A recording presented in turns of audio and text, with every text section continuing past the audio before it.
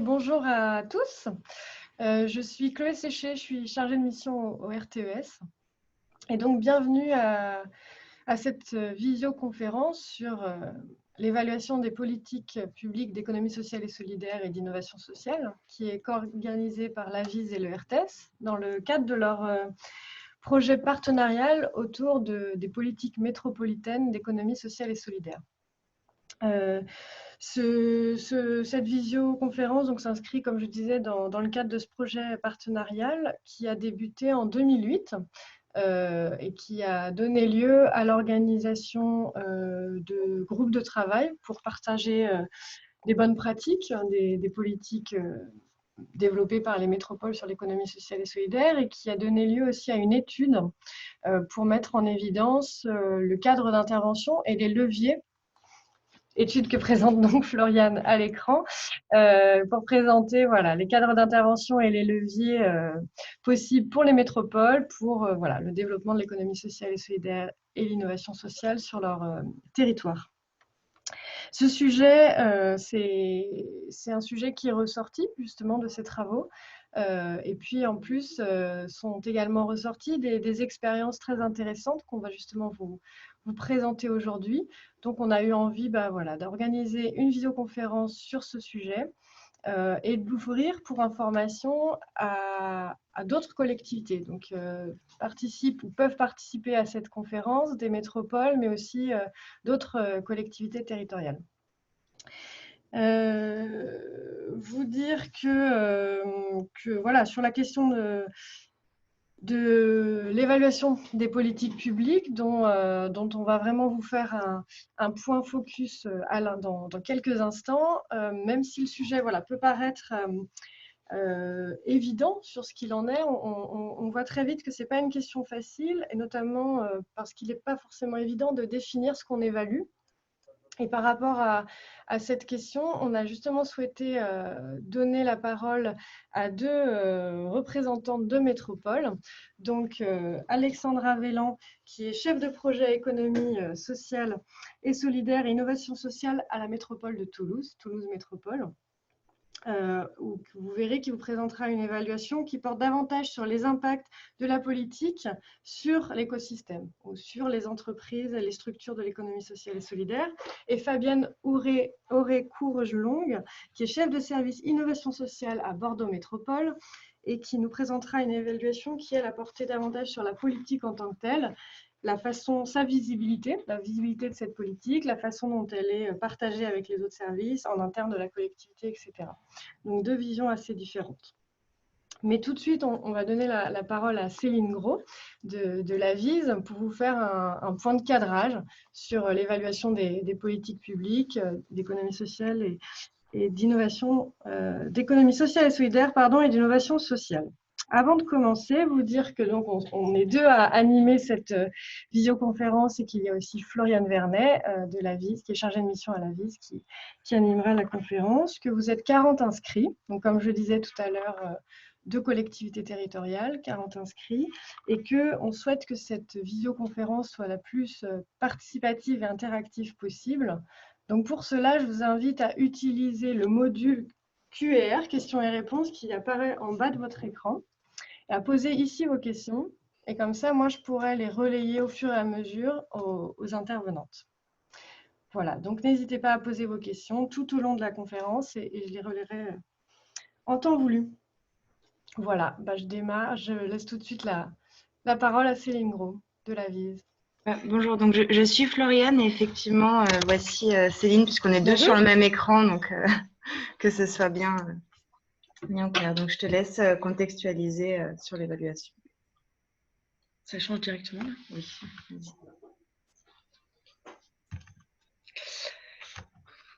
Alors bonjour à tous, donc moi je suis chargée de mission impact social à l'AVIS. Donc au sein de l'AVIS, on a un pôle impact social sur lesquels on a quatre métiers. On a pour objectif d'informer et d'outiller, donc via notre centre de ressources nationales sur l'évaluation de l'impact social sur notre portail avis.org. On anime aussi le réseau Social Value France, donc qui rassemble les praticiens de l'évaluation de l'impact social en France. Et au sein de ce réseau, j'anime un groupe de travail en lien avec la Société française d'évaluation, qui travaille sur des réflexions de convergence et divergence entre évaluation de politique publique et évaluation d'impact social, sur lesquelles je reviendrai plus tard. Ensuite, et nous avons une mission d'accompagnement. Nous avons lancé il y a 10 jours un programme expérimental d'accompagnement à l'évaluation de l'impact social à destination des acteurs de l'accompagnement. Donc, en participant, nous avons des acteurs qui sont positionnés sur l'émergence avec un incubateur, des acteurs de l'accompagnement à la consolidation avec des DLA et des acteurs qui accompagnent le changement d'échelle. Et dernièrement, en tant qu'organisme intermédiaire du Fonds social européen, on finance 5 structures qui conçoivent, expérimentent et diffusent des démarches d'évaluation de l'impact social. Donc, je vais peut-être vous recontextualiser le développement des pratiques évaluatives. Donc, l'évaluation de politique publique, elle s'est développée face aux enjeux d'impératifs budgétaires et dans un objectif de moderniser aussi l'action publique. Donc, elle vise à renforcer l'efficacité et l'efficience des politiques de SS et d'innovation sociale, et elle peut permettre de répondre aux enjeux et aux besoins des acteurs ESS du territoire. Et l'évaluation de l'impact social, donc, qui s'est développée en parallèle pour les structures de l'ESS et pour faire face à leur professionnalisation. Donc, l'évaluation de l'impact social, elle permet d'apporter des éléments de preuve et de redevabilité pour ces acteurs, de répondre aussi à des enjeux d'attractivité, de ressources humaines et notamment des bénévoles, pour remettre du sens au sein de l'action de ces structures de l'ESS. Et aussi, elle permet d'améliorer continuellement les projets d'innovation sociale et aussi d'être source d'innovation.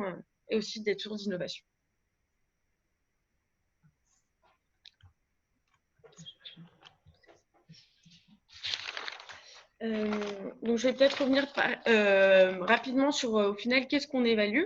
Donc, en évaluation de politique publique, on évalue donc des politiques publiques, mais ça aussi peut être des programmes, des projets, des appels à projets, des mesures, des dispositifs. Donc, l'évaluation de politique publique et notamment des politiques ESS, elle permet d'évaluer les effets de la politique ESS sur l'écosystème du territoire, l'écosystème ESS du territoire. Alors que l'évaluation de l'impact social, elle permet d'évaluer les effets des structures ESS sur leurs parties prenantes ou sur les bénéficiaires. Alors auparavant, on parlait d'évaluation d'utilité sociale, mais suite aux travaux du Conseil supérieur de l'ESS et du groupe d'experts européens sur l'entrepreneuriat social, aujourd'hui, on parle plus d'impact social. Donc l'impact social, c'est la conséquence d'un processus et des activités qui sont mises en œuvre par les organisations de l'ESS. Ces conséquences, elles peuvent être directes ou indirectes, attendues ou non voulues, et externes ou internes. Donc, l'impact, il peut être sur l'environnement, l'individu, la société, la politique. Enfin, ça peut être un impact politique ou économique. Donc, je reviens rapidement sur les définitions de l'évaluation de politique publique. Donc, je m'appuie sur la définition de l'OCDE. Donc, qui définit que évaluer, c'est juger la valeur d'une action publique du point de vue de ses résultats. Et l'évaluation de l'impact social qui a été définie par le Conseil supérieur de l'ESS, c'est un processus qui consiste à vérifier, mesurer, valoriser les effets positifs et négatifs générés par une organisation de l'économie sociale et solidaire sur son environnement. Alors, qu'est-ce qu'on évalue? Donc, une politique publique, généralement, elle se construit de la manière suivante. On identifie un problème ou des besoins. Du coup, une collectivité territoriale, elle met en place des objectifs, enfin, elle définit des objectifs, elle met en place des ressources, des processus, des modes d'action et des modes de fonctionnement, donc qui lui permettent de réaliser une action publique. Et ensuite, c'est ces réalisations et ces modèles de processus qui lui permettent d'engendrer des résultats et ensuite un impact. Donc l'évaluation, elle a plusieurs registres. On peut évaluer les objectifs au regard des problèmes. Donc là, c'est qu'on s'intéresse à la pertinence. Ensuite, on peut évaluer les objectifs et les ressources. Donc, c'est le registre de la cohérence. Ensuite, on peut évaluer les résultats au regard des objectifs qui ont été définis. Donc là, c'est le registre de l'efficacité. On peut aussi évaluer les résultats, les objectifs et les ressources. Donc là, c'est du registre de l'efficience. Et ensuite, on peut évaluer l'impact au regard des objectifs. Donc là, c'est quand on s'intéresse à la contribution de la collectivité à la réalisation de l'impact. Donc, sachant que plus on s'éloigne des réalisations et qu'on s'approche de l'impact, plus il y a des facteurs externes qui influent à cette bonne réalisation. Et du côté de l'évaluation de l'impact social, la VIS, elle a défini la chaîne de valeur. C'est la chaîne de valeur de l'impact. Donc, c'est une structure de l'ESS qui met en place des ressources et des activités et qui lui permet de produire des réalisations qui elles-mêmes auront des effets, qui seront les résultats jusqu'aux impacts. Donc, dans l'évaluation de l'impact social, on évalue principalement la pertinence, l'efficacité, l'efficience et l'impact. Donc, l'impact, c'est le lien de causalité entre ce qui aura été mis en œuvre par la structure et ses impacts et les impacts finaux. Du coup, après ces premiers éléments de contexte, je pense que c'est pertinent de justement mettre en regard donc l'évaluation des politiques ESS et d'innovation sociale et l'évaluation de l'impact social, donc parce que les collectivités, elles peuvent se saisir de ces deux démarches évaluatives pour répondre à plusieurs enjeux. Donc, en termes d'enjeux internes au sein des collectivités, et l'évaluation permet de s'informer, de décider et d'améliorer. Donc, l'évaluation des politiques ESS et d'innovation sociale, ça permet à une collectivité de tirer des enseignements, d'affiner son champ d'intervention de sa politique publique et ensuite pour améliorer ou réajuster ses actions. Tandis que si une collectivité mène une démarche d'évaluation de l'impact social, ça lui permet de connaître l'impact de ses financements, ensuite de sélectionner, d'arbitrer ou de pérenniser justement ces financements, de suivre et accompagner aussi les projets d'innovation sociale, et ce qui lui permet in fine d'affiner et de mieux piloter sa politique d'ESS. Et ensuite, l'évaluation peut lui permettre aussi de répondre aux enjeux externes. Donc là, l'évaluation, elle permet de dialoguer avec ses parties prenantes. Donc, lorsqu'on s'intéresse à l'évaluation de sa politique ESS, donc ça peut être des parties prenantes clairement identifiées, mais aussi l'ensemble des citoyens de son territoire. Donc là, il y a un vrai enjeu aussi démocratique à l'évaluation. Alors que lorsqu'on évalue l'impact social, ça va plus être une relation partenariale, on va dire directe avec les acteurs du territoire, les acteurs ESS du territoire. Ensuite, l'évaluation, elle permet de valoriser et de diffuser. Donc, l'évaluation de l'impact social, elle permet de promouvoir les projets d'innovation sociale du territoire dont ceux soutenus par la collectivité et de rendre visibles et lisibles les financements de la collectivité. Et donc, l'évaluation de politique ESS, elle permet de rendre visible et lisible l'ensemble des actions publiques auprès de ses citoyens et de pouvoir développer une offre de marketing territorial. Et une fois qu'on a pu dialoguer, valoriser et diffuser, une collectivité, elle peut ensuite pérenniser donc ses actions, donc en contractualisant ou en conventionnant auprès des acteurs locaux et notamment des porteurs d'innovation sociale.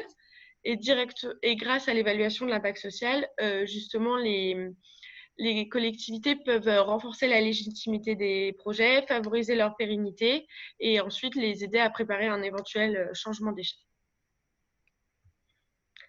Et donc, les pratiques évaluatives, donc, comme je vous l'ai dit, elles ont une finalité pour les collectivités territoriales, mais elles ont aussi une finalité pour les acteurs de l'innovation sociale. Donc, elles permettent d'améliorer les projets et aussi de donner des billes de pouvoir les distinguer et des éléments de redevabilité auprès de leurs financeurs et de leurs partenaires en dehors des acteurs publics. Et donc, je voulais vous partager avec vous un zoom sur le groupe de travail qu'on mène en lien avec le Social Value France et la Société française d'évaluation, qui vise à aboutir à un regard croisé entre ces deux pratiques évaluatives. Donc, pour l'instant, on a élaboré plusieurs constats entre évaluation de politique publique et évaluation de l'impact social. Donc, déjà, on a constaté que les acteurs publics ou privés s'intéressent de plus en plus aux démarches d'évaluation et qu'il y a une convergence des questionnements. on voit que les démarches évaluatives, elles sont les finalités sont relativement partagées. Il y a un enjeu à améliorer le pilotage, à améliorer les projets d'innovation sociale ou les dispositifs publics, et un enjeu de redevabilité et de communication, sachant que ces enjeux sont sont plus persistants dans l'action publique, puisque les résultats sont moins communiqués que les résultats d'évaluation d'impact social. Et aussi, il y a un enjeu pour les acteurs publics à se saisir d'approches participatives pour rendre davantage démocratiques les évaluations. Concernant les méthodes et les outils de collecte mobilisés dans ces démarches évaluatives, sont principalement similaires. Ils sont issus des sciences sociales pour la plupart. Et par contre, une particularité au sein de l'évaluation d'impact social, c'est qu'il y a de plus en plus de débats qui émergent concernant les méthodes de standardisation avec les approches, contrairement aux approches plutôt sur mesure. Voilà, j'ai essayé d'être la plus synthétique possible. Et on recherche, dans le cadre de ce Social Value France, on recherche des collectivités qui souhaiteraient rejoindre ces groupes de travail. Et du coup, la prochaine rencontre du Social Value France, aura lieu le mardi 14 avril de midi à 14h, et on réfléchit à mettre en place un dispositif de visio, donc pour toutes les collectivités qui souhaitent rejoindre le réseau. Merci. On partagera ton adresse, ton contact, effectivement, pour les collectivités intéressées par Social Value France. Merci. Donc, on va maintenant laisser la parole à Alexandra et Fabienne pour 2 retours d'expérience de métropole sur 2 méthodes d'évaluation différentes, en s'intéressant tout d'abord à la démarche en elle-même. Pourquoi avoir initié ces démarches-là? Quelles ont été les motivations, les intentions de la collectivité? Ensuite, de fait, s'intéresser à la méthode qui a été mise en place pour répondre à ces objectifs, et puis terminer avec les résultats et les préconisations qui en sont ressortis. Donc, on va commencer avec Fabienne. Donc, à Bordeaux, il y a eu une évaluation ex post fin 2018 sur le plan d'action triennal 2016-2018 en faveur du développement de l'ESS sur le territoire, qui représente presque 3000 établissements employeurs de l'ESS. Donc, voilà, est-ce que vous pouvez nous en dire plus sur cette démarche d'évaluation? Oui, bonjour à tous, à toutes. Donc, nous, la démarche, elle a débuté par du volontariat, en fait. La direction générale, chez nous, a une cellule évaluation et fait un appel à volontariat et à candidature, en quelque sorte, auprès des directions pour savoir qui souhaite avoir mené une politique, une évaluation de sa politique, une de ses politiques. C'est dans ce cadre qu'on a levé le doigt parce qu'on trouvait intéressant de voir ce que pouvait donner en termes d'évaluation la politique que l'on menait depuis 2 ans, un peu plus de 2 ans. Et avec toujours la même question un peu récurrente des élus, je sais pas qu'on donne une subvention, mais pourquoi, comment, sujet assez classique que vous devez tous connaître.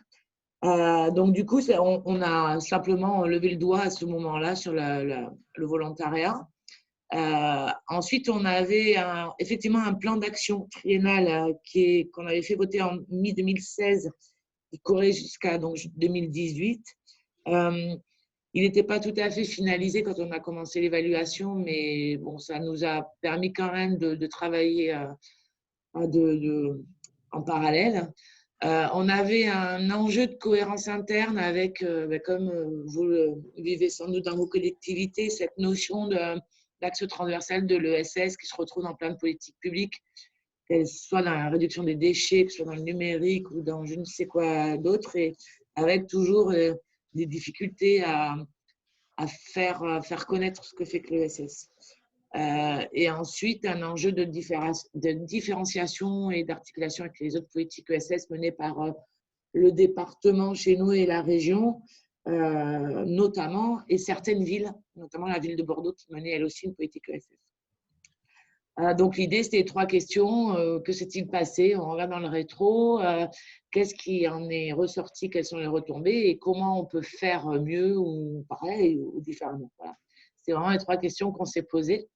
Et l'idée derrière, c'était de formaliser des recommandations pour un prochain plan d'action, sachant qu'on ne l'a toujours pas mené, enfin, ni écrit, ni rien, puisqu'on attend, comme beaucoup, les résultats des prochaines élections et donc d'un nouvel élu, vraisemblablement, sur l'ESS. Et préparer aussi, alors ça, c'était une demande chez nous, de nos élus, et notamment du président de la commission économie dont dépend l'ESS, qui nous réclame à corps et à cri une évaluation continue de nos soutiens, parce qu'on a quand même évidemment on verse beaucoup de subventions aux acteurs avec qui on travaille. Voilà. Ok, merci. Et donc, du coup, à Toulouse Métropole, c'est une autre démarche qui s'est initiée. En 2019, vous avez confié une étude à une SCOP sur l'évaluation de l'impact social de 30 entreprises du territoire, qui sont accompagnées par l'un des dispositifs soutenus ou initiés par la métropole, que ce soit sur l'accompagnement, financement, hébergement. Donc, Alexandra, je vous laisse présenter cette démarche. Oui, merci. Bonjour à tous et à toutes. Donc oui, c'est une SCOP bordelaise qui nous a fait l'étude, qui est bien connue dans l'écosystème innovation sociale et impact social, puisque c'est ELIX. Bon voilà, oui, nous, effectivement, on est vraiment dans un objectif très différent et assumé. Pour le coup, c'est moi qui en ai fait la demande et la proposition en interne. C'était pour préparer et anticiper la gouvernance à venir.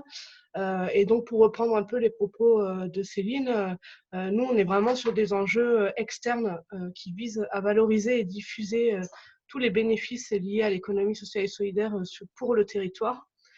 Donc, on a travaillé à l'évaluation de l'impact sociétal, social, mais au sens vraiment de la définition qui est donnée par le Conseil supérieur de l'économie sociale et solidaire.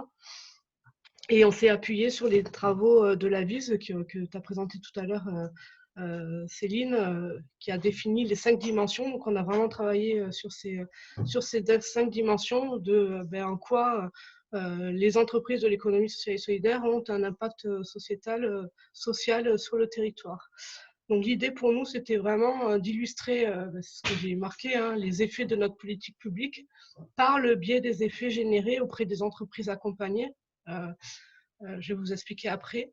Et l'objectif était vraiment d'aboutir, comme je l'ai dit, à une valorisation de ces initiatives qui ont bénéficié, alors c'est comme ça qu'on les a sélectionnées, et c'est là où on fait le lien avec la collectivité, de ce qu'on appelle dans notre jargon technique la chaîne d'accompagnement dédiée aux entreprises de l'ESS, qui a été mis en place par la métropole et ses partenaires, qui ont beaucoup de collectivités, parce que nous, en fait, comme de nombreux territoires, l'ESS est rattaché à la direction du développement économique. C'est une compétence de développement économique. Et donc, notre rôle à nous, c'est vraiment d'apporter toutes les solutions sur le territoire qui permettent d'accompagner au mieux la création et le développement des entreprises sur le territoire. Donc pour ça, on a plein de partenariats comme beaucoup de collectivités, mais l'idée, c'était vraiment d'avoir cette rentrée-là. Quelles entreprises sont passées par nos dispositifs et au travers de ces entreprises, on regarde les impacts qu'elles génèrent sur le territoire. Du coup, on a commandité 2 phases. Donc une première analyse plutôt méso où on a vraiment enquêté 30 entreprises de l'ESS accompagnées. Donc ça nous a permis de valoriser les effets de l'ESS sur le territoire qu'on a résumé, ce que je vous présenterai tout à l'heure, en 8 points clés. Donc, c'est vraiment une approche plus méso. Et un second niveau plus micro qui est là et plus pour les entreprises elles-mêmes. L'idée, c'était qu'elles puissent repartir aussi avec des monographies, les 30 entreprises que nous avons évaluées.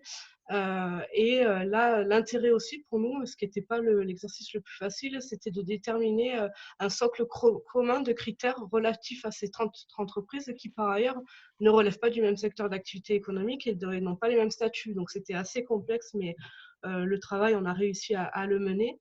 Et donc, les critères de sélection pour repérer ces entreprises, c'était forcément qu'elles soient implantées sur le territoire d'une des communes de la métropole, qu'elles soient employeuses. Je dis ça parce qu'il y a certaines entreprises qu'on a accompagnées qui ne sont pas assez matures et qui n'ont pas encore créé d'emplois. ça peut, en tout cas ça aurait pu arriver, être sous statut de l'ESS au sens de la loi et, comme je l'ai dit, avoir été accompagné par un des dispositifs de la chaîne d'accompagnement qu'on a initié à la métropole depuis 2012. Voilà. On peut passer au slide suivant.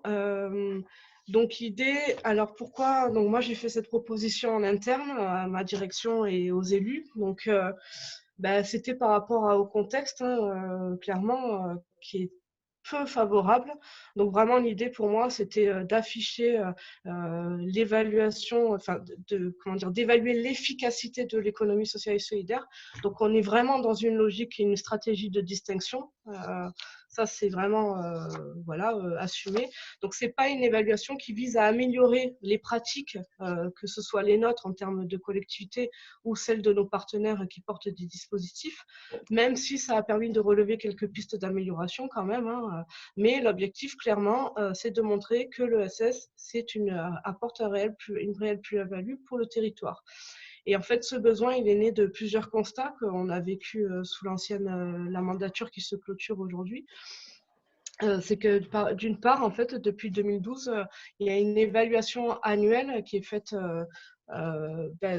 C'est moi qui l'effectue grâce aux remontées que me font les partenaires de l'ESS. Mais cette évaluation, elle est strictement macroéconomique parce que moi, je suis à la direction du développement économique et que ce qui intéresse les élus, c'est quoi le nombre d'entreprises créées, quel est l'impact sur l'emploi, et ça s'arrête à ça. C'est déjà bien, mais c'est largement pas suffisant. En parallèle, on a eu une forte baisse des dotations de l'État qui fait que moi, donc j'ai réussi à pas aller jusqu'à 25%, mais d'entrée de jeu, c'était vous allez avoir un budget de fonctionnement qui va baisser de 25% sur le temps de la mandature, donc c'est assez compliqué. Du coup, il fallait aussi faire la preuve et montrer, toujours pareil, l'efficacité de l'ESS, toujours dans cette logique-là, de dire mais il y a des orientations, des choix politiques qui devront être faits par filière, même si l'ESS n'est pas une filière, on le définit comme ça ici, c'est plus simple, mais voilà, donc c'était aussi donner un peu les leviers vis-à-vis de nos élus pour dire regardez ce que génère quand on met de l'argent dans les dispositifs d'accompagnement, regardez ce que ça crée sur le territoire grâce à ces entreprises qui émergent et qui se pérennisent. Et donc, du coup, c'est ce que j'ai mis en dernière idée, c'est qu'il y a une tension entre les politiques publiques.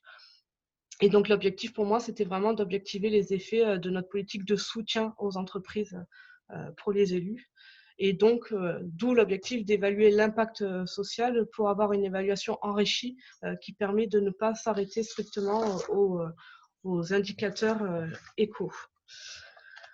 Du coup, on peut passer à la slide suivante. Donc, l'objectif stratégique, valoriser l'impact positif de l'ESS, l'inscrire, ça aussi, c'est inscrire la politique publique de l'ESS sur du long terme, parce que ça, c'était un enjeu aussi, même si notre politique publique, elle date de 2012, à chaque fois qu'il y a un renouvellement de mandature, ça peut être remis en question, surtout au vu du contexte actuel que j'ai décrit tout à l'heure. Et pour moi, l'idée aussi, c'était aussi de rendre compte de la qualité et du professionnalisme des partenaires avec lesquels on travaille.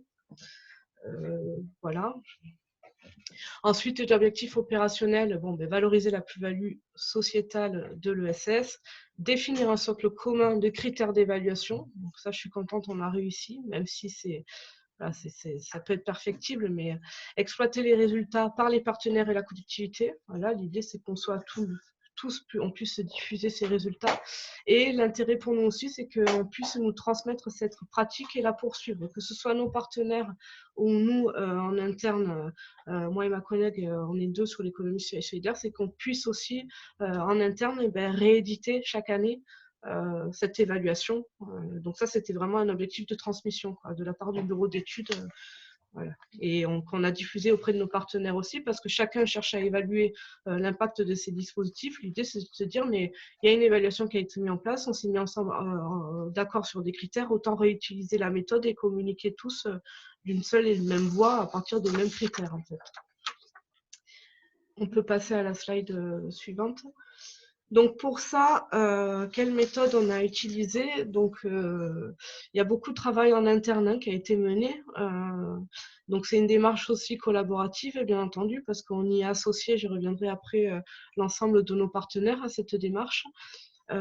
Cette démarche a duré pendant 1 an et demi, donc répartie en 4 phases, avec 3 de ces 4 phases réalisées exclusivement en interne. La phase 3, c'est celle qui a été réalisée par le bureau d'études. Donc l'idée, au démarrage, moi quand j'ai démarré, forcément j'ai réalisé un benchmark des initiatives qui existaient. Donc j'ai échangé avec d'autres collectivités et j'ai consulté des documentations, notamment celle de l'AVIS, de la RECMA.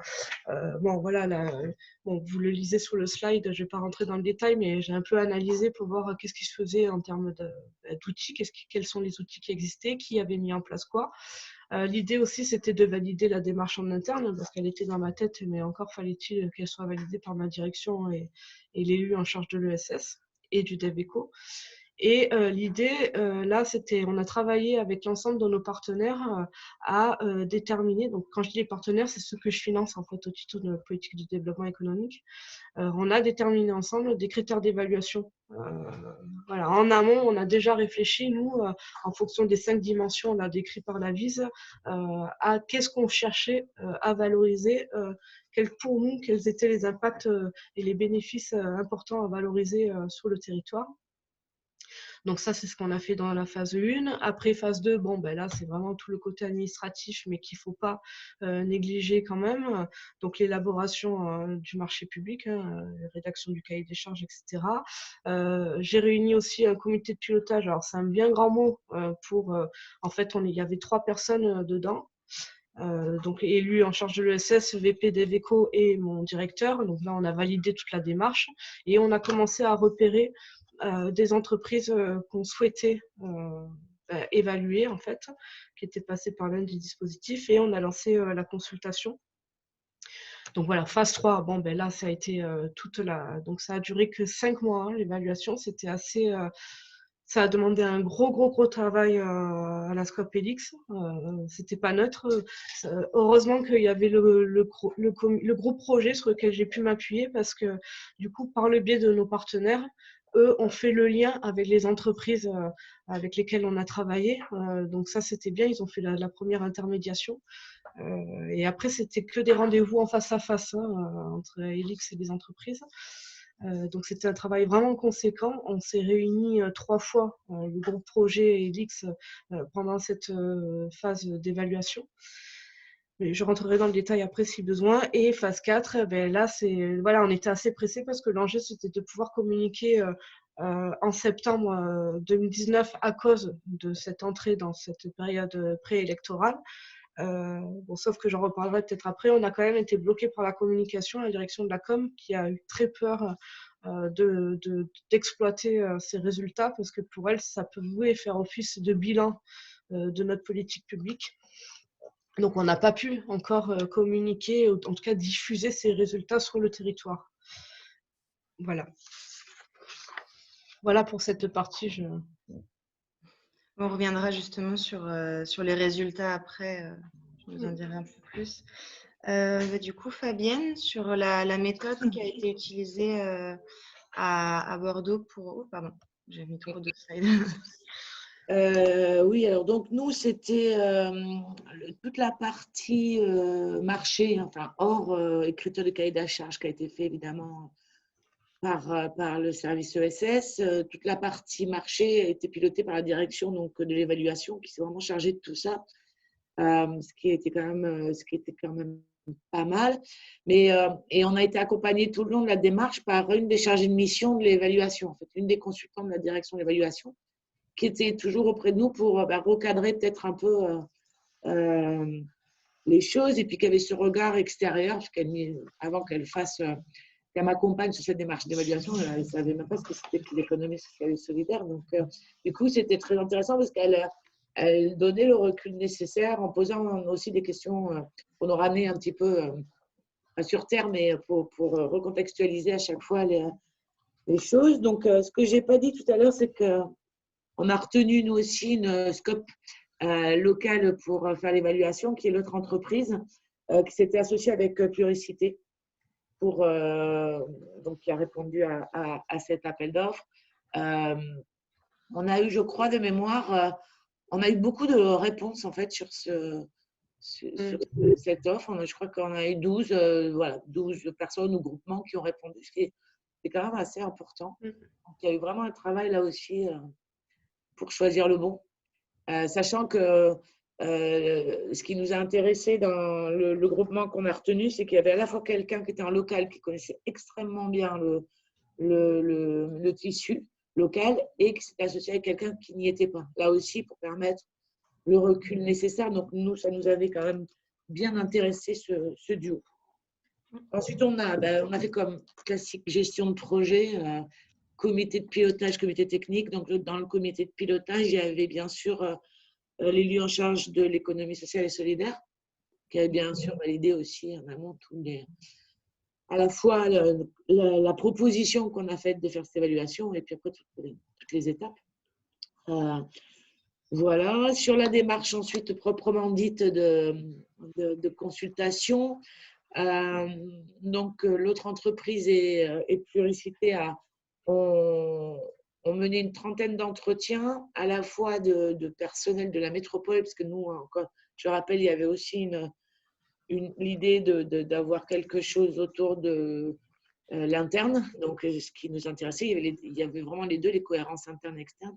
Donc une trentaine d'entretiens à la fois dans les services de Bordeaux Métropole, mais aussi les autres acteurs institutionnels, donc on allait voir le département, la région, certaines villes de la métropole, et puis aussi ce qu'on a appelé le long de cette démarche nos acteurs relais. C'est grosso modo 3 structures que l'on soutient et qui sont nos partenaires privilégiés, on va dire, dans la politique ESS. J'en dirai plus après, parce qu'on les flèche justement sur les rendus, mais ils sont très connus. Ensuite, le groupement a réalisé une enquête flash en ligne pour pouvoir toucher un maximum d'entreprises de l'ESS. L'idée, c'était de leur demander d'abord, est-ce qu'ils savaient qu'il y avait une politique ESS à la métropole? Certaines entreprises en avaient bénéficié, pas d'autres. Donc, il y a eu tout un questionnaire en ligne. Donc, il y a une vingtaine d'entreprises qui ont répondu.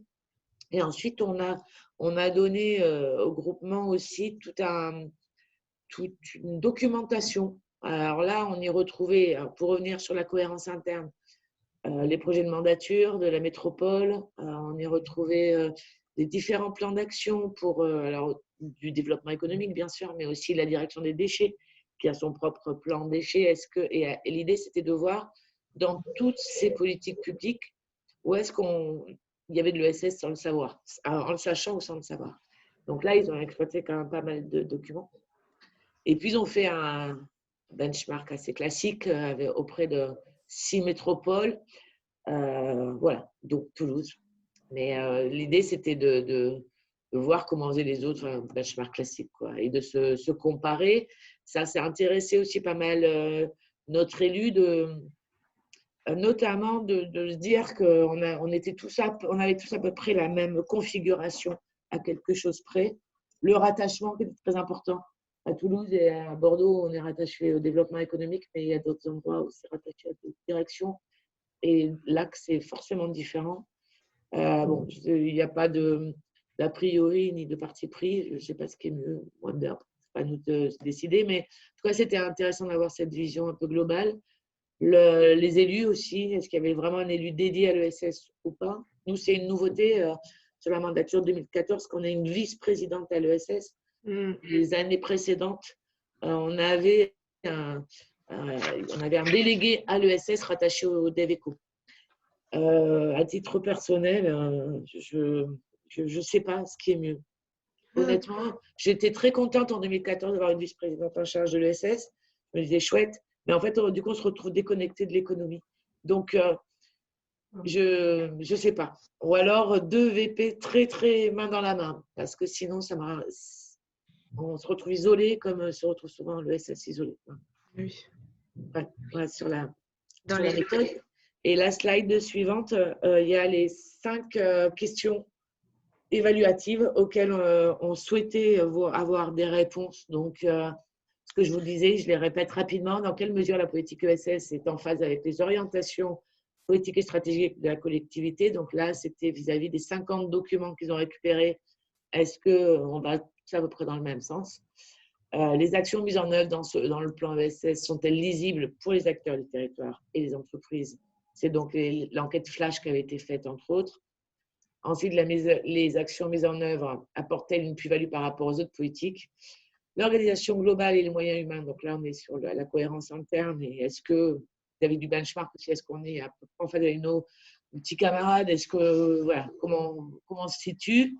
Et ensuite, les effets positifs, mesurables. Donc là, on est resté, en fait, c'est un peu mon regret, et j'ai écouté avec attention ce que disait Alexandra, parce que mon regret est qu'on est toujours un peu sur les mêmes indicateurs et qu'on n'a pas réussi, en tout cas dans le cadre de cette évaluation-là, mais à qui on a demandé beaucoup de choses. Et pareil, elle a duré 5 mois, la mission. Donc, ils ne pouvaient pas creuser, mais mon idée, c'est qu'on aille un poil plus loin la prochaine fois, plus sur la mesure d'impact. Parce qu'on ne l'a toujours pas, en fait. Voilà, grosso modo. Par contre, on a des chiffres emploi et des indicateurs qui nous ont… On a réussi à avoir des fiches d'indicateurs, au moins les mêmes indicateurs pour tout le monde. Chaque structure, on va leur envoyer la même grille et on leur demande de remplir les mêmes infos. Et après, il y a un petit travail. Mais au moins, on a réussi quand même à faire une fiche d'indicateur, mais à mon sens, pas suffisant. Voilà. Et ce n'est pas lié au bureau d'études, c'est vraiment qu'on leur a demandé trop de choses sur une seule mission et qu'il a fallu faire un choix à un moment donné. Et on avait comme on doit mettre en place un prochain plan d'action, on avait quand même envie de billes un peu autre que ça. Voilà. Okay. Quand tu dis la prochaine phase, c'est quelque chose que tu veux mettre en place, une autre évaluation? Ouais, j'aimerais bien, j'aimerais bien aller un peu plus loin sur cette base-là, peut-être, ou j'attends la prochaine élue pour lui proposer quelque chose de plus tourné sur l'impact social. Voilà. Okay. Et juste petite parenthèse, parce que tu parlais du vice-président à l'ESS, dans l'étude métropole, on avait identifié aussi cet enjeu de rajouter de la visibilité politique sur l'ESS au sein des organigrammes, que ce soit au sein des services ou l'organigramme politique. Et du coup, à ce titre, sur les 22 métropoles, il y avait 15 métropoles qui avaient nommé un élu en charge de l'ESS, dont 11 vice-présidents. Alors après, voilà, que ce soit vice-président ou vice-président, mais en tout cas, c'était vrai que c'était un enjeu qui était ressorti. Et puis même au sein des structures pour avoir des personnes référentes et sectorielles, quoi. Ok, donc merci. Et donc là, la question logique, c'est quels ont été les résultats de ces évaluations et les préconisations qui en sont ressorties, donc toujours sur Bordeaux pour l'instant. Alors globalement, ce qui en est ressorti, c'est qu'on tient quand même notre rôle de métropole animatrice et coordinatrice des communes, avec les communes. Pendant le temps du plan d'action, on a mis en place en fait un groupe de travail avec les 27 communes autour de la vice-présidente en charge de l'ESS à chaque fois. Donc on a fait 6 rencontres, à peu près 2 par an. On invite toutes les communes à venir échanger sur l'ESS.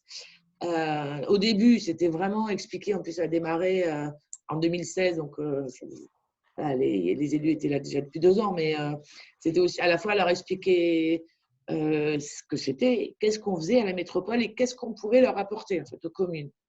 Parce que la plupart n'ont pas de chargé de mission ESS, ça c'est sûr, mais certains en ont en fait.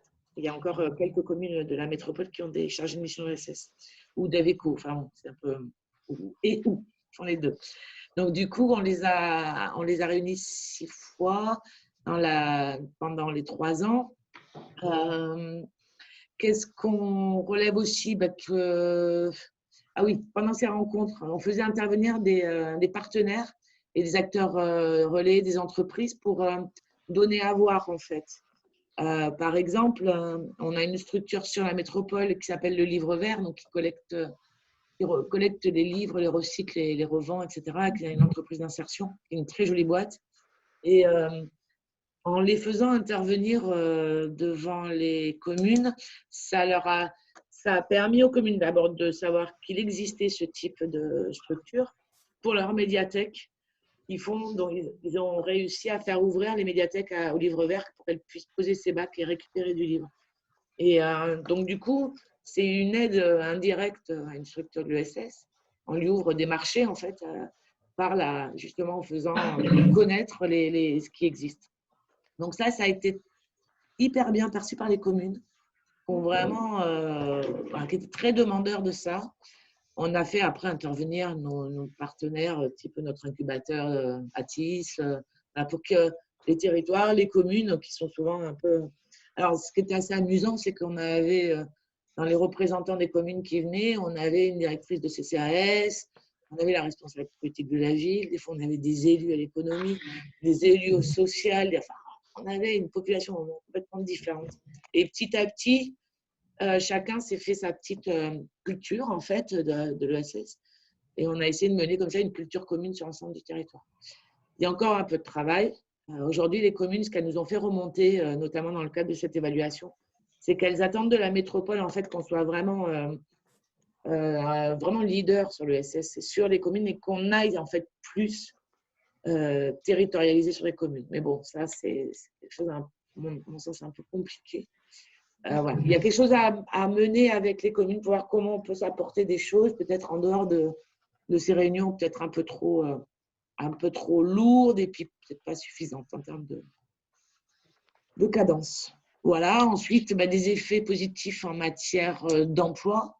Comme vous voyez sur le tableau, on a quand même eu une hausse importante du nombre de salariés, puisqu'on est à plus 5% en 2018 par rapport à 2015.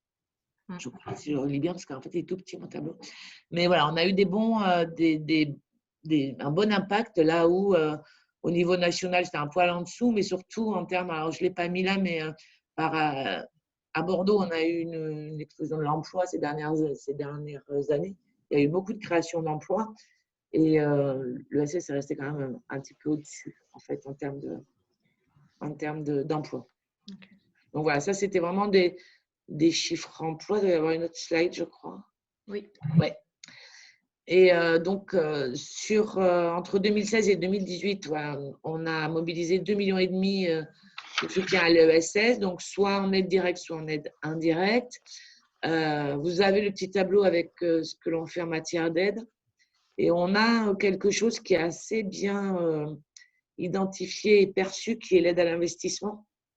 Vous savez tous que depuis la loi NOTRe, les métropoles sont les seules à faire des aides à l'investissement immobilier, puisque la région ne peut plus le faire. Et du coup, nous, on n'a pas conventionné avec la région au niveau de la métropole de Bordeaux, ce qui nous enlevait une bonne part de possibilités d'aide. Par contre, on pouvait garder celle-là. Et on a vraiment eu un effet levier sur ces soutiens-là. On a pu aider pas mal de structures d'insertion, d'associations qui qui ont souhaité à un moment donné rentrer dans une démarche patrimoniale, acheter leur lieu. On a créé des endroits un peu mutualisés, etc. Donc, et là, on a mobilisé un peu de sous et ça continue parce qu'on est quand même pas mal sollicité sur ce sujet. Après, on a nos aides classiques, nos prix, nos appels à projets. Et en fait, le plus gros de notre soutien, c'est évidemment le soutien à l'activité des fameux acteurs relais, qui sont, donc, comme je l'ai dit, Atis, France Active Aquitaine et d'autres structures qui sont…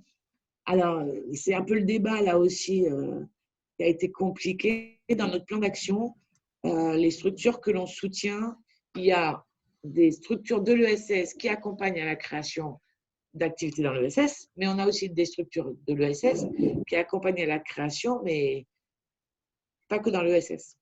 Donc, là, il va y avoir, à mon avis, un sujet pour le prochain plan d'action. Voilà. Je ne sais pas trop comment faire pour qu'on différencie, parce que quand l'ADI sort 300 emplois créés, derrière, il y a tout un tas de choses. Et on ne peut pas le relier à la création d'activités dans l'ESS. Donc, ça me pose souci, en fait. Et aller chercher dans les 300 ceux qui relèvent de l'ESS, je ne suis pas sûre qu'on soit en mesure de le faire. Donc, bon, il y a quelque chose là qui nous a gênés tout le long de cette évaluation, dont on n'a pas trop su de sortir. En tout cas, on n'a pas trouvé la solution. Donc, on est quand même sur un maintien sur 2 années, parce que dans l'évaluation, on n'avait pas le bilan des structures sur 2018, au maintien et création de près de 400 emplois, ce qui n'est pas neutre. Et sur la commande publique, donc là, on a des chiffres assez dingues. Faut aussi se dire que c'est relié beaucoup aussi au fait qu'on a mutualisé, on est passé à la mutualisation des marchés publics au niveau de la métropole pour le compte des communes. Donc du coup, on a aussi aggloméré tous ces marchés qui étaient faits avant par les communes, dont nous, on n'avait pas la vue, on n'avait pas forcément la vision. Et aujourd'hui, on a des effets quand même qui sont très, très, très, très importants, quoi. Parce que 127 000, je crois qu'il y a un chiffre de trop. Mais ouais, 127, 17, 96, je pense, je ne sais plus lequel, mais bon, bref, on est à des montants, 27 000 heures d'insertion qui sont très importants et en équivalent emploi de 75 000, c'est quand même pas neutre du tout sur des montants qui, je ne sais plus, les postes de facilitateurs, sur 3 ans, on est à 220 000 euros. Donc, un budget complètement délirant quand on le rapporte au nombre d'heures d'insertion. Voilà, puis sur l'appel à projet, alors c'était un petit appel à projet avec pas beaucoup de sous pour les structures. Malgré tout, il y a eu un impact intéressant puisqu'on a quand même créé ce conseil de 25 emplois et puis je ne l'ai pas mis là, mais avec un impact sur les chiffres d'affaires, surtout des structures, qui a été important puisqu'on les a accompagnés dans du développement, en fait. C'est-à-dire que c'était des structures qui existaient déjà et qui avaient envie de développer une nouvelle activité. Et on a financé, alors avec des montants de 5 10 000 euros, hein, on n'est pas beaucoup plus. Mais tous les ans, par contre, on a soutenu pendant 3 ans le développement de ces nouvelles activités. Voilà. Et les préconisations, donc l'idée, c'est bien sûr de poursuivre nos actions. L'idée, c'est sur la cohérence interne, hein, puisque c'était quand même le sujet qui nous intéressait à ce moment-là. On a besoin de faire connaître les acteurs de l'ESS sur le territoire, mais surtout en interne à la métropole. Je pense qu'on va… Je ne le vois pas là dans mes… Je ne le vois plus dans mes trucs. On voudrait flécher dans chaque direction un référent ESS. Alors qu'il soit choisi soit parce qu'il a déjà connaissance de ça, par une certaine proximité, appétence pour le sujet. Mais l'idée, c'est qu'on ait un référent ESS dans chaque direction, à la mobilité, au numérique, à l'habitat, aux déchets, et qui soit en fait notre interlocuteur, évidemment, mais aussi l'alerte un peu dès qu'une politique est menée ou en réflexion dans une des directions, qui pense qu'il ait le réflexe de dire il faut associer le service ESS, il y a des initiatives qui se font et on peut faire quelque chose ensemble. Donc ça a été plutôt bien reçu chez nous. Donc, c'est un peu rapprocher les acteurs de l'ESS au plus près des domaines de compétences de la métropole. Ça va, à mon sens, passer par là, entre autres. Ensuite, la visibilité de la politique ESS, donc la communication, bien sûr, mais thématiser les appels à projets, là aussi, pour les rapprocher des compétences, faire un appel à projet. Puis, par exemple, sur les déchets, il y a eu, nous, on a lancé notre appel à projet, je crois, en 2017. Et 6 mois après, la direction des déchets a lancé, en 2016, et 6 mois après, la direction des déchets a lancé un appel à projet. Alors lui, il était thématisé sur la réduction des déchets, mais dans son appel à projet, ce qui était très bien dans l'absolu, mais il avait mis qu'il donnerait la priorité aux structures de l'ESS. Sauf que nous, notre appel à projet 6 mois avant, on avait fléché les déchets aussi comme étant un des axes importants. Donc, on s'est dit que la prochaine fois, on allait faire un appel à projet commun, c'est plus intelligent. Et puis, on gagnerait du temps, et puis on ferait grossir les enveloppes pour les lauréats de l'appel à projet. Voilà, c'est juste qu'on ne savait pas ce que faisait le voisin à côté. Enfin bon, c'est un autre immeuble, mais voilà, dans la même collectivité. Ensuite, valoriser les impacts socio-économiques. Donc là, élaborer, c'est fait. Partager la grille d'indicateurs, c'est fait. À mon sens, ce n'est pas suffisant, donc, ce que je disais tout à l'heure. Et ensuite, l'animation de la gouvernance. Donc, c'était sur nos groupes de travail. On va le poursuivre. On souhaite initier un lien avec l'université pour faire de la recherche sur l'innovation sociale. Ça, puisque dans la DG où je suis, où est le développement éco, il y a aussi la recherche et l'enseignement. Donc, je vais aller voir mes petits collègues du dessus. Et ensuite, travailler avec les territoires voisins, parce qu'on a enclenché pas mal de conventions de coopération avec d'autres agglos autour de Bordeaux. Et l'idée, c'est d'essayer de trouver, on a initié avec Marmande et le Val de Garonne, quelque chose autour de l'agriculture et des circuits courts. Donc, très clairement, la place de l'ESS est inévitable là-dessus. Donc, on va essayer. Là aussi, ça a été compliqué puisque était menée cette politique de coopération et le service ESS n'était jamais associé, en fait. Jusqu'à ce que il a fallu que je mette le pied dans la porte et que je dis, mais on a des choses à apporter à nos territoires voisins. Beaucoup de choses sont concentrées sur la métropole, mais on a apporté une ingénierie, un soutien, des structures qui sont à Bordeaux qui peuvent intervenir à Libourne. Enfin, voilà, donc plutôt que d'en recréer, etc. Donc, du coup, on est en train de travailler là-dessus. Okay. Voilà.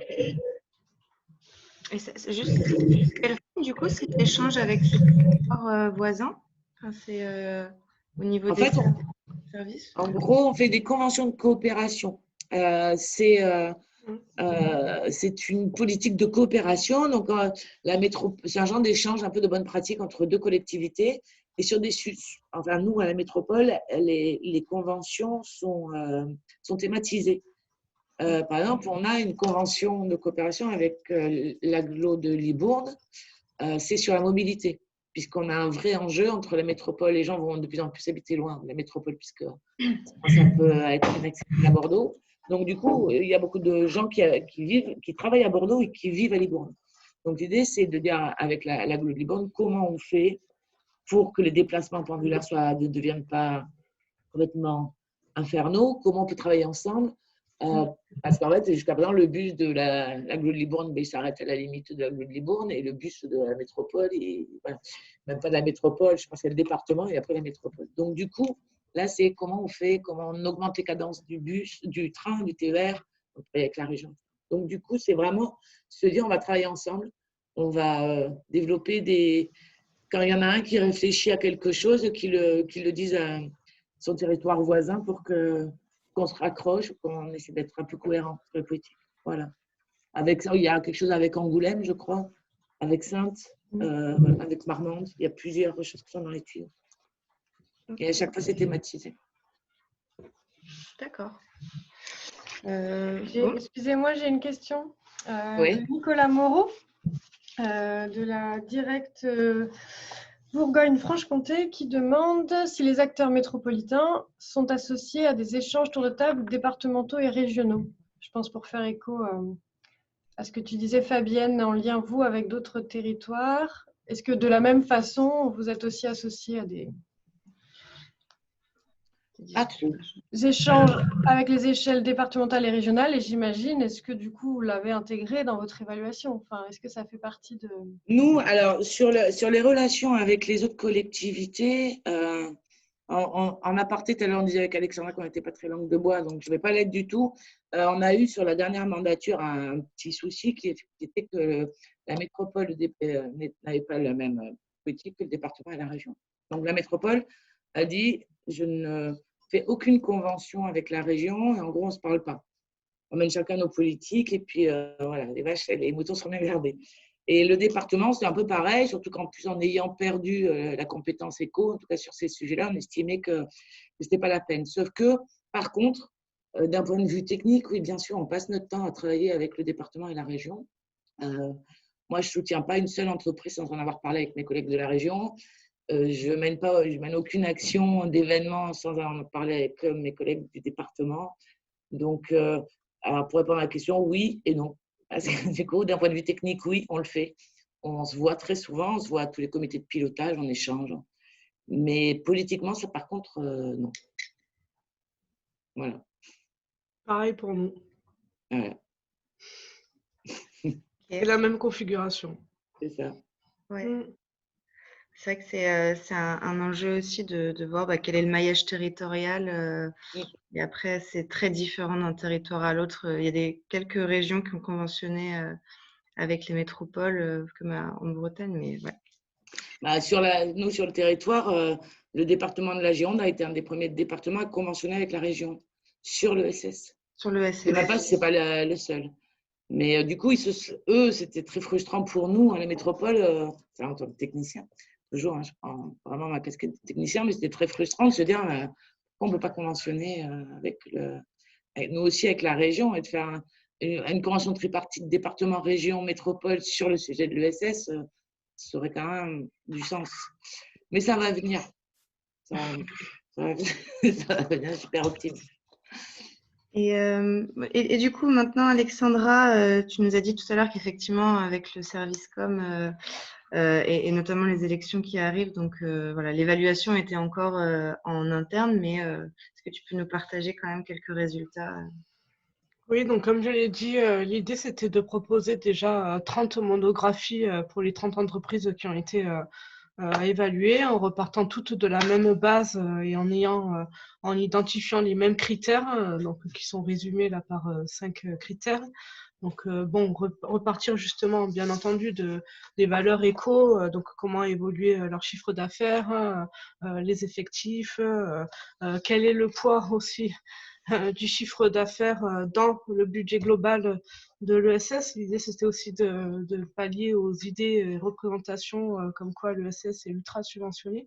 Donc, c'était aussi valoriser que, ben non, il y a des ressources liées, voilà, le chiffre d'affaires, ressources propres qui ne sont pas dues aux subventions. Donc, voilà, c'était un peu ça l'idée. La question de l'utilité sociale, bien voilà, quelle est la finalité de l'organisation, ses objectifs, quelles sont mes cibles, la spécificité aussi de mon modèle économique, en quoi je contribue au territoire. Donc ça, ce qui est intéressant aussi, c'est qu'on a valorisé les coopérations entre entreprises de l'économie sociale et solidaire parce qu'elles ne sont pas neutres. J'y reviendrai après si j'ai le temps. La question des dépenses sur le territoire, parce que l'idée aussi c'était de montrer que la majorité des structures de l'économie sociale et solidaire, en tout cas sur des achats dits de premier rang, ont une logique d'achat locaux. Donc ça aussi c'est quand même pas neutre à relever, même si ça peut aussi être lié au secteur d'activité qu'on a retenu, hein, mais bon. Et quelle plus-value apporte leur activité pour la métropole. Et enfin, la question de la gouvernance. Donc, voilà, la gouvernance, elle est collective, mais concrètement, comment ça s'illustre? Combien de membres sont dans la gouvernance? Est-ce qu'il y a des citoyens dedans? Quelle est l'échelle des salaires? La question de l'égalité femmes-hommes. Et enfin, la question de l'environnement, tout ce qui concerne les achats responsables, la gestion des déchets et la plus-value environnementale due à l'activité notamment de ces boîtes. Donc ça, voilà, je pourrais vous le valoriser aussi, mais c'est bon, ça sert à rien ce que je fais parce qu'on ne le voit pas forcément bien, mais bon, c'est 30 monographies qu'ont reçu les entreprises et donc nous, on a aussi voilà, on a toutes ces fiches avec nous. L'idée, c'est de les valoriser, que les entreprises puissent s'en saisir et s'en servir comme surtout outil de promotion et de communication. Et enfin, donc c'est l'évaluation que je pourrais vous remettre une fois que les élections seront passées. Donc c'est plutôt la partie évaluation macro où là, en fait, on a résumé en 8 points clés ce qu'apporte en fait l'économie sociale et solidaire via le prisme de ces 30 entreprises. On reviendra après sur les limites du coup, mais en tout cas, en résumé en 8 points clés, ce qu'on a voulu montrer, c'est que l'ESS apportait plus de dynamisme économique et d'emploi sur le territoire, parce qu'effectivement, nous aussi, on est à 33 000 salariés, ça représente 11,2% des emplois privés. On a eu sur les 10 dernières années une croissance de l'emploi de plus 8,4%. C'est le double de la croissance régionale, hein, donc c'est assez conséquent sur le territoire. Bon, c'est lié aussi au phénomène de métropolisation, il ne faut pas se leurrer, mais quand même, il y a une réelle dynamique sur le territoire de la métropole. Donc vous verrez, et après, à chaque fois, on a illustré en fait se guide par des exemples concrets d'entreprises qu'on a évaluées, quoi. Donc à chaque fois, il y a la vision macro et il y a les exemples types avec des entreprises qu'on a souhaité mettre en avant. Ce qu'on a voulu montrer aussi, c'est que c'était plus de rayonnement pour la métropole toulousaine, parce que ce qu'il faut savoir, c'est que pour ces entreprises, parmi ces entreprises, sur les 30 évaluées, on en a quand même 17 qui ont été lauréates de prix, de concours, qui ont des retombées presse assez conséquentes, nationales voire internationales, et c'est pas suffisamment dit ou valorisé. C'est des entreprises qui participent aussi à amener plus de services de proximité sur le territoire. Bien entendu, quand on répond à des besoins sociaux peu ou mal satisfaits, on apporte des biens et des services qui sont utiles pour les habitants, les entreprises et les institutions, tous les acteurs éco et institutionnels du territoire. La question de la démocratie et la citoyenneté, bon, ça forcément c'est un des leitmotifs de l'ESS, mais quand même, quand on le dit dans le contexte actuel, c'est pas neutre, parce qu'en fait, ce qu'il faut se rendre compte, c'est que dans les entreprises qu'on a évaluées, en fait, on a une moyenne de 8 membres dirigeants dans les instances de gouvernance, c'est pas neutre, et en fait, on a un tiers de ces entreprises qui impliquent des citoyens dans leur gouvernance. Donc, ça, c'est vraiment, voilà, l'idée pour nous, c'était de valoriser le principe démocratique de ces entreprises en l'illustrant concrètement. Donc ça parle. La question aussi de la justice sociale et de la redistribution des richesses, pareil, l'idée c'était de montrer, d'illustrer concrètement comment dans l'ESS, les excédents sont majoritairement réinvestis dans le projet. Concrètement, sur les entreprises qu'on a évaluées, il faut savoir que 78% de leurs excédents de gestion sont réinvestis dans l'entreprise ou mis en réserve impartageable, 19% sont pour les salariés, 3% des dividendes sont versés en dividendes. Ce qui est intéressant, c'est qu'on a eu, Elix nous a fait en fait une évaluation et nous a comparé en fait les chiffres sur les PME à partir d'une étude qui a été menée sur 450 PME et les entreprises du CAC 40. Et en fait, on a mis en avant du coup cette distinction. Et par exemple, si on prend les entreprises du CAC 40, voilà, on est sur des chiffres 67% reversés en dividendes, 27% mis en réserve, et 5% de salariés, quoi. C'était vraiment pour montrer, bon, quand même, il y a c'est pas neutre quand on parle de plus juste répartition des richesses. Là, concrètement, on a une illustration qui en est forte. Et enfin, sur l'écart moyen des salaires entre le plus grand et le plus petit, on est sur 1,7 écart, alors que dans les entreprises du CAC 40, on est à 70. 3 dans les PME. Bon, voilà, c'est concret, ça parle, ça permet de montrer en quoi l'ESS apporte une contribution plus au territoire. Enfin, la question de l'égalité et d'émancipation, ce qu'on voulait montrer, c'est que 79% du budget dédié, des entreprises de l'ESS est dédié aux activités d'utilité sociale. Je ne vais pas rentrer dans le détail, et là, ça parle à tout le monde, qui a plus de liens, elle génère plus de liens sociaux entre les individus, parce que quand je crée une conciergerie de quartier, par exemple, et que mon principe, c'est d'aller chez la personne âgée réparer, par exemple, ma petite, je sais pas, une ampoule, la télé, je sais pas quoi, c'est aussi une visite de courtoisie, c'est aussi, je donne cet exemple, mais il y en a plein d'autres. Et enfin, ça, c'est quand même quelque chose d'assez impressionnant dans l'étude, c'est que beaucoup de ces entreprises ont fait le choix de la protection de l'environnement. Donc, vraiment, la transition énergétique et écologique, elle est au cœur. C'est vraiment dans l'ADN de ces entreprises qu'on a évaluées. Et c'est important de le noter parce que beaucoup font le choix, par exemple, sur la question des achats responsables, d'aller vers ces achats, ce qui pèse en fait sur leur marge. Elles acceptent de peser sur leur marge en fait parce qu'elles ont une logique d'achat responsable, ce qui n'est pas évident dans l'économie dite traditionnelle, quoi. Donc ça, voilà, c'est pareil. Bon, là, j'ai tout un détail, mais c'était important aussi de le montrer, c'est que voilà, il y a un choix qui n'est pas neutre, qui est fait de la part de ces entreprises et qui pèse sur leur modèle économique, en fait. Voilà, je l'ai fait très vite. Ouais, on a hâte de lire l'étude, du coup. Et juste, du coup, les monographies, elles sont déjà disponibles ou c'est pareil? Oui. Oui. Oui. Mais super. Et donc, peut-être une dernière question avant de passer aux échanges avec les participants. Si pour résumer, voilà, vous aviez un ou deux conseils ou des points de vigilance à donner au vu des démarches que vous avez entreprises dans vos collectivités, ce serait lesquels? Voilà, peut-être deux leviers. Moi, juste un point de vigilance par rapport à l'étude qu'on a menée, c'est que c'est un échantillon qui n'est pas représentatif des acteurs de l'économie sociale et solidaire, puisque c'est 30 entreprises qui ont été accompagnées depuis au moins 2012. Donc, on n'est pas sur des entreprises historiques de l'ESS.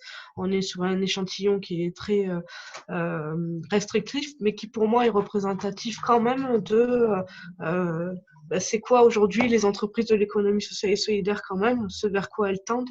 Et après, on est sur des données déclaratives de la part des entreprises. Voilà, donc ça, c'est les 2 points de vigilance par rapport à l'étude qu'on a menée. Mais là, en tout cas, pour le moment, c'est ce que j'aurais à dire. Oui, moi, il y a effectivement cette question des données déclaratives qui peut être effectivement un point de vigilance. Après, moi, alors, je ne sais pas comment l'appeler, si c'est un regret mais dans nos collectivités, on n'est pas toujours maître du temps. Et nous, sur Bordeaux Métropole, je crois que dans mon souvenir, l'étude et le rendu s'est fait en janvier non, je ne sais plus, j'essaie de me rappeler, janvier ou février 2019. On est venu vous le présenter, je crois, en juillet 2019. On l'a passé en conseil de métropole en décembre 2019. Et ce qui fait qu'on est tombé en plein réserve de communication et on a communiqué sur rien. C'est un vrai dommage. Il y a de l'argent public qui a été mis là-dedans. Et puis, et puis surtout, c'est très frustrant pour à la fois pour les associations, les structures qui ont répondu. Les autres collectivités m'ont une tannée pour avoir le rendu de l'étude, mais ici, on me disait, tant que ça va passer en conseil, ne le diffuse pas. Et en fait, un an après, je trouvais que ça faisait un peu plouf. Voilà, après, c'était lié à des contraintes diverses et variées, mais voilà, je pense qu'il faut derrière aller très vite dans la communication, même si ce n'est pas la communication grand public, au moins revenir très rapidement vers les acteurs pour leur donner le fruit de l'évaluation parce qu'ils y ont participé, ils sont intéressés et concernés. Voilà. Okay. Merci. Alors, voilà. Déjà, je vous invite tous à poser des questions là, avec l'onglet, le module questions-réponses. Il y en a déjà 2 que je vais partager. Je voulais juste, moi, j'en profite d'avoir le micro pour poser une question à Alexandra par rapport aux résultats de l'évaluation. Je sais que ce n'était pas directement dans les objectifs visés, mais en termes de préconisation, est-ce qu'il y en a du coup, est-ce qu'il ressort de cette étude, de cette évaluation, des préconisations sur la politique en tant que telle? Ou du coup, de fait, sachant que ce n'était pas l'objectif, ça n'a pas d'impact sur des préconisations sur la politique? Pas sur la politique en tant que telle, parce que ce n'était pas la commande. Oui. Et qu'on sait ce qu'on doit améliorer déjà, parce que, pour X raisons, mais en tout cas, les partenaires, on travaille toujours ensemble. Et en plus, ce que je veux dire par là, c'est qu'on avait déjà voulu initier des outils avec la mandature là, qui se termine. Et sauf que quand on t'annonce que tu vas avoir moins 25% de budget de fonctionnement, tu ne peux plus initier de nouveaux projets en fait. Hein. Donc, on a déjà des projets dans les cartons, on en a plein. En plus, maintenant, on est 2 sur l'économie sociale et solidaire, donc des idées, il n'en manque pas. Mais pour les mettre en place, là, on fait une demande de budget supplémentaire. Sur le fonctionnement, on est à plus 25%, donc on va voir comment c'est pris. Mais bon, bref, mais par contre, ce qui est intéressant, c'est que ça nous a permis de nous rendre compte, en tout cas, que les acteurs de l'ESS, donc que ce soit les dispositifs d'accompagnement ou les entreprises, on n'était pas très bons sur l'égalité femmes-hommes, par contre. Et donc, l'intérêt pour nous, c'est nous, on est toujours dans un processus d'amélioration continue avec les partenaires. Hein, et l'idée, c'est d'améliorer les dispositifs d'accompagnement et, par exemple, d'avoir des modules bien spécifiques sur cette question-là, parce qu'en fait, on se rend compte que ce n'est pas forcément évident, quoi. Et que si on ne met pas dans la petite tête cette graine des entrepreneurs en herbe, des jeunes pousses, et en fait, on reproduit la question de la diversité de façon générale, en fait, hein, que ce soit la question de la mixité femmes-hommes et la question des diversités sur la question des origines, notamment. On reproduit. Donc ça, c'est là-dessus on a vu qu'il y avait des pistes d'amélioration fortes à mettre en place, en fait. Alors, donc là, j'ai 4 questions que je vais essayer de poser dans une certaine logique, même si, voilà, forcément, ce n'est pas forcément sur le même sujet. Donc là, il y a une question posée par Loïc Leroy de la Cresse Normandie qui demande, alors il précise qu'il a pris la conférence en cours, mais il demande s'il y a eu des liens dans le cadre de ses études avec les Cresses. Bon, bien sûr. On a même travaillé un peu le cahier des charges avec la Cresse, Nouvelle-Aquitaine. Mais oui, bien sûr. Après, nous, on a une Cresse Nouvelle-Aquitaine qui est un territoire de Nouvelle-Aquitaine, donc il lui manque pas mal de temps. Mais on travaille avec eux, on est partenaires, et bien sûr. Et oui, nous aussi, bien entendu, quand j'ai parlé du gros projet qui a été associé en amont de la rédaction du cahier des charges et puis pendant les 3 temps de suivi de l'étude, la Cresse, bien entendu, a été dans le groupe projet, hein, comme les autres partenaires. Oui, ça, bien entendu. Très bien. Alors, excusez-moi, j'essaie de vous dire qui pose les questions. C'est plus agréable. Mais là, je ne le retrouve pas. Si, Bertrand Narjou, qui est chargé de mission à la communauté d'agglomération de Saintes, demande des précisions sur le lien entre Bordeaux et Saintes. Je ne pourrais pas donner de précision parce que je ne suis pas en charge des coopérations. Je sais qu'il y a quelque chose qui est en discussion, mais je ne connais pas les détails. Par contre, je peux me renseigner. Donc, il suffit que, voilà, avec mes coordonnées, que vous m'envoyez un petit mail et puis j'irai me renseigner. Je ne sais pas s'il y a une convention qui est signée, si c'est en cours de discussion, sur quel sujet ça porte. Voilà, je sais juste que ça fait partie des territoires avec qui il devrait y avoir des coopérations, mais j'en sais pas plus parce que là, pour le coup, je n'ai pas été associée. Ensuite, une question de Karine Gingros, qui est responsable stratégie RSE à Nantes Métropole, alors qui demande des précisions concernant la stratégie immobilière pour les entreprises de l'ESS des 2 métropoles. Ce n'est pas directement lié à la thématique de la visio, mais voilà, peut-être quelques éléments de précision. Ce que je disais, nous, dans l'évaluation, ce qui est ressorti, c'est que notre soutien, alors nous, on n'a pas vraiment une stratégie, je ne sais pas trop comment appeler ça, c'est juste un levier pour nous d'accompagner les structures de l'ESS au passage à l'acte, d'acquérir des locaux ou du moins de s'installer. Donc, on aide à 2 titres. Le premier, c'est vraiment une grosse asso, parce qu'il faut quand même être déjà dans un certain niveau, mais une association ou une structure d'insertion, une SCAE, enfin bon, voilà, n'importe quelle entreprise qui veut ou acheter ou faire des travaux assez conséquents dans les locaux dans lesquels ils sont, on fait une aide à l'investissement immobilier. Alors, rapidement, on donne à peu près maximum 25% de l'assiette éligible. Et voilà, l'assiette éligible, après, c'est les travaux, l'acquisition, enfin tout ce qui ne s'enlève pas. Et après, on a un deuxième axe qu'on appelle création de lieux de polarité. C'est un peu pompeux, mais en fait, ce que ça voulait dire, c'est dès qu'il y a des structures qui vont mutualiser, qui veulent s'installer, on incite à la mutualisation de lieux, en fait. Donc, du coup, des aides aussi à l'immobilier, s'il y a 2-3 structures, ou soit des structures d'accompagnement, puisque maintenant on a un lieu dédié, soit des entreprises qui se mettent à plusieurs. Voilà.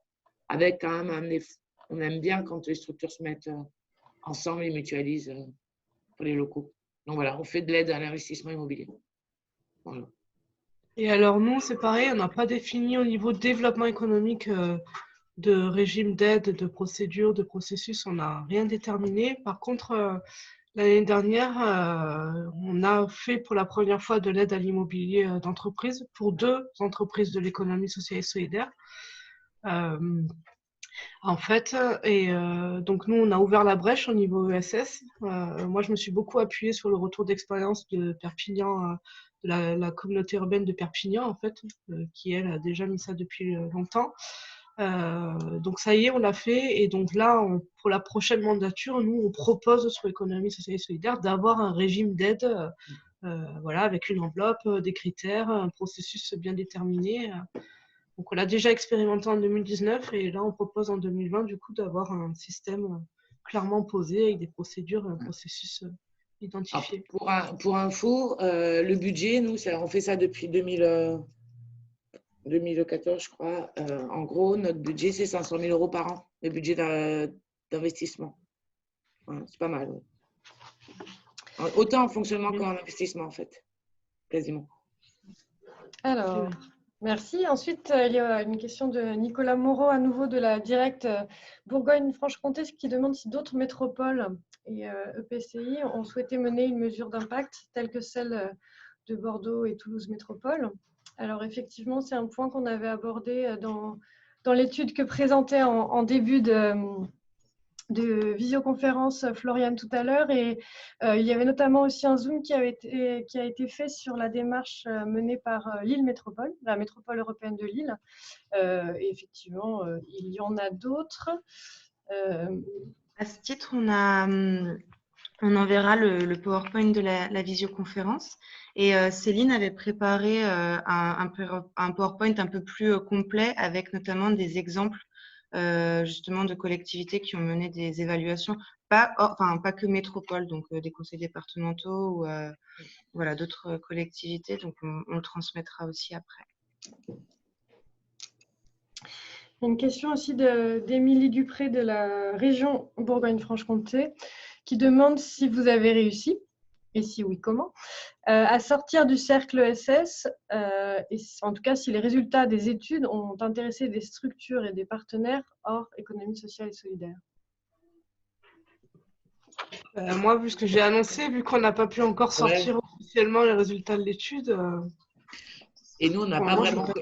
Et nous, on n'a pas communiqué véritablement, mais c'est toujours la difficulté. Moi, j'ai toujours pas trouvé le moyen d'arriver à communiquer auprès des structures non ESS des résultats sur l'ESS. Mais je ne désespère pas d'y arriver un jour, mais là, pour l'instant, je n'ai pas trouvé le biais de communication. Bon, en tout cas, on voit, même si les résultats ne sont pas encore publiés, on voit en tout cas que potentiellement, il y a des indicateurs, des mesures d'impact qui pourraient intéresser quand même des partenaires hors ESS. Enfin, voilà, je pense que maintenant, il faut trouver le biais pour le faire, mais en tout cas, sur les résultats, on voit bien qu'il y a du potentiel. Et enfin, pour l'instant, une dernière question de Ghislaine Hay, qui est élue à la communauté d'agglomération de Biarritz, qui demande si vous avez eu l'occasion de rencontrer des entreprises souhaitant effectuer une transition vers un modèle ESS. J'imagine des entreprises hors ESS souhaitant effectuer une transition vers un modèle ESS. Nous, on fait peu d'accompagnement et d'accueil, d'accompagnement des entreprises en tant que telles. Nous, on est plus un partenaire des structures que les entreprises, on les voit, mais c'est pas nous qui la rencontrons et c'est pas donc pour répondre à la question, non. Moi, j'ai pas rencontré particulièrement parce qu'en fait, on est vraiment sur la partie. Nous, on est sur le SS, quoi. Donc, c'est toujours le problème aussi de l'entrée, création d'entreprise ou développement et les liens avec nos collègues de la direction développement éco qui voient des entreprises tous les jours. Une fois, depuis 2012 où je fais ce travail-là, une fois, j'ai assisté à une réunion d'une entreprise de Blanquefort qui fabriquait des chaussures pour enfants qui était en train de se faire liquider par le groupe qui en était propriétaire, et on a essayé de monter un groupe de travail pour l'accompagner, et j'avais fait venir quelqu'un de l'URSCOP parce que je pensais que ça pouvait être une bonne solution puisque c'était des salariés qui voulaient relancer l'entreprise, et on n'a pas réussi. Donc, voilà, c'est la seule fois j'ai rencontré quelqu'un qui potentiellement aurait pu basculer en entreprise de l'ESS, mais qui ne l'a pas fait. Et alors, nous, on accompagne les entreprises, donc on se rend compte qu'il y a quand même une évolution assez importante, et notamment dans le domaine de l'aéronautique et des systèmes embarqués. Bon, Toulouse, comme Bordeaux, est fortement imprégné de cette industrie, donc c'est pas neutre. Et en fait, on a de plus en plus de boîtes qui, en tout cas, y trouvent un intérêt en termes de gouvernance surtout. Donc, on commence à avoir des boîtes, alors c'est pas des boîtes type Airbus hein, ou des gros sous-traitants, mais quand même qui commencent à se poser la question. Et donc, on a, enfin, en tout cas, ces dernières années, moi, j'ai des exemples de 4-5 entreprises en tête qui ont basculé d'un statut classique, capitalistique, à un statut de l'économie sociale et solidaire. Et de toute façon, ça ne m'étonne pas parce qu'on se rend bien compte aujourd'hui que ce soit au niveau des salariés, donc la nouvelle génération, mais aussi les cadres d'une quarantaine d'années, il y a quand même une recherche de sens aujourd'hui et de valeur qui est vraiment prégnante. Et aujourd'hui, voilà, il y a pas mal d'entreprises qui se rendent compte que par le biais, en tout cas, de certains outils ou pratiques qu'amène l'économie sociale et solidaire, ça permet aussi de répondre à l'engouement de ces nouveaux salariés, enfin, nouveaux salariés, je ne sais pas comment dire, mais en tout cas de cette recherche de sens de la part des salariés, et que voilà, ça peut être en partie une réponse à leur apporter en fait. On le voit au niveau de la création, oui, mais au niveau de la transformation, je ne sais pas quoi on en parle, Alexandra. Merci bien. Et vous remercie d'ailleurs. Je pensais au fait que, alors vous disiez que finalement, le calendrier lié là, à l'actualité qui arrive très prochainement des élections municipales, vous avez un peu contraint en fait, et à la fois dans le partage des résultats et à la fois, enfin même carrément dans la communication sur cela, enfin la publication. Mais c'est aussi une belle occasion là dans la rencontre avec les futures équipes. Enfin, vous disposez, voilà, vous disposez aussi de matériel hyper intéressant, quoi. Enfin, j'imagine que vous avez peut-être aussi. Ma question, c'était de savoir comment et éventuellement vous avez anticipé, au-delà de la transmission de l'étude en tant que telle, voilà, la présentation de ces résultats. Je pense que ça peut être aussi un point. Bah ouais, en fait, quand il y a un nouvel élu qui arrive, un ou une nouvelle élue qui arrive, l'idée, effectivement, c'est de lui fournir un peu la boîte à outils de tous les outils qu'on a en stock. L'étude, enfin nous, l'évaluation est importante puisqu'elle donne quelques préconisations. Je ne suis pas rentrée dans les détails en faisant la présentation, mais il y a pas mal de pistes. Donc, oui, ça va faire partie ce qu'on fait, nous, un peu, de manière un peu générale. Dès qu'il y a un nouvel élu, on fait une petite note stratégique de où on en est, de ce qu'on peut faire. Et puis après, à elle ou lui de s'en emparer ou pas. Donc oui, moi j'attends que ça, en fait, pouvoir me servir un peu, m'appuyer sur cette étude et des préconisations pour pouvoir avancer sur nos objectifs. C'est évident. Alors nous, on l'a présenté en commission. Ce que j'ai dit, c'est les résultats, enfin, c'est la diffusion, parce qu'on a fait des outils qui sont hyper diffusables. D'ailleurs, c'est ça, en fait, l'intérêt, c'était derrière d'avoir une stratégie. Tu as parlé tout à l'heure de marketing territorial, Céline. Bon, voilà, enfin, c'est quand même derrière d'avoir une stratégie, de dire, ben voilà pourquoi la métropole s'intéresse et investit dans l'ESS. Ça, c'est ça qu'on n'a pas pu faire. Par contre, la communication en interne, et notamment vis-à-vis des élus, on leur a présenté les résultats en commission éco. Alors, ce qui était rigolo, c'est que c'est l'opposition qui s'en est... qui l'a utilisé du coup, parce que elle, ça lui servait bien pour dire ben voilà, vous avez baissé l'ESS de 20%. Bon voilà, ça a été un jeu d'élus, du coup c'était assez bizarre voilà, enfin nous on s'attendait pas à ça, mais effectivement on attend là le prochain élu qui va arriver sur l'économie solidaire, il a des outils à sa disposition qui sont juste formidables quoi. Mais après par contre nous l'enjeu c'est surtout d'aller sur le territoire et communiquer quoi. Mais, pardon. Hop. Très bien. Merci bien. J'ai plus de questions. Je ne sais pas si Floriane ou Céline, vous en aviez, ou même d'ailleurs. Pas une question, mais je voulais juste revenir que oui, du coup, il y a un enjeu important à ce que les collectivités elles se saisissent des pratiques évaluatives, mais aussi il y a un vrai enjeu pour les acteurs de l'ESS, c'est de bénéficier de financement et d'accompagnement à l'évaluation de l'impact social. Donc, les collectivités territoriales, en tant que financeurs et interlocuteurs privilégiés, c'est important que aussi il y ait du financement à l'ingénierie de démarches d'évaluation pour les porteurs de projets. Oui, je sais, moi, c'est pour ça qu'on a pris, nous, le parti pris aussi de dire, ils vont avoir accès à ils auront cet outil, cette monographie qu'ils pourront demain valoriser, quoi. Bon, à partir des critères qu'on a tous définis, mais et c'est pas dans un objectif d'amélioration continue, encore une fois. Et juste comment si j'avais un conseil à donner, bon, c'est comme pour tout projet, on est en méthodologie de projet, mais avant de partir sur l'évaluation, c'est vraiment quel est mon objectif et quelle est la finalité, quoi, parce que ça va être vraiment déterminant sur la méthodologie choisie et la façon derrière de communiquer. Enfin voilà, c'est pour qui, pourquoi je le fais en fait, c'est vraiment la première question à se poser parce que l'évaluation c'est très large, c'est très, enfin voilà, ça demande beaucoup de temps, c'est fastidieux, c'est complexe et voilà cette première question, le cadrage, il faut pas c'est pas neutre, il faut pas le négliger quoi. Et j'ai une petite question par rapport à ça. Est-ce que vous allez avoir un suivi aussi auprès de ces entreprises sur comment elles vont communiquer, diffuser sur ces résultats, comment elles vont les utiliser? Voilà, est-ce que, de façon formelle ou informelle, hein, mais et comment elles vont s'en saisir, elles, et comment on voit les résultats, quoi. Les résultats. De façon formelle, on ne l'a pas posé. Après, de façon informelle, on pourra le savoir parce que c'est des entreprises avec qui on est vraiment en lien, mais on ne s'est pas posé la question de façon formelle en fait. Ok. Ouais, sur comment ça peut impacter leur stratégie ou leur. Okay. En tout cas, moi j'ai eu des retours, par exemple, juste pour donner un exemple et je finirai là-dessus, on a une crèche parentale qui a été évaluée, qui avait de grosses difficultés en interne à cause d'un technicien. Bon, c'est des histoires de personnes, plus que des personnes, des histoires entre institutions voilà, et acteurs de l'ESS.